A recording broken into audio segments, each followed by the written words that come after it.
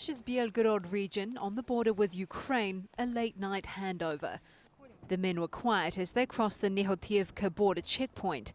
63 Ukrainian soldiers swapped for 9 Russian paratroopers in a rare sign of cooperation. The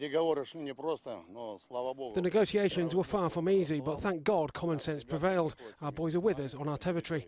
I want to stress that we don't abandon our people. From the first minutes our servicemen were detained, all measures were taken to start the negotiation process and their return to the homeland.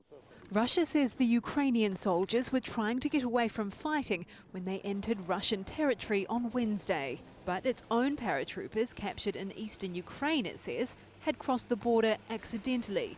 In releasing footage of the Russian soldiers last week, Ukrainian authorities said the unit was on a special mission. Kiev maintains Russia is to blame.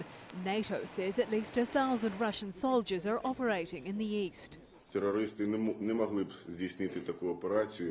Terrorists would not have been capable of conducting such operation without Russian Federation troops.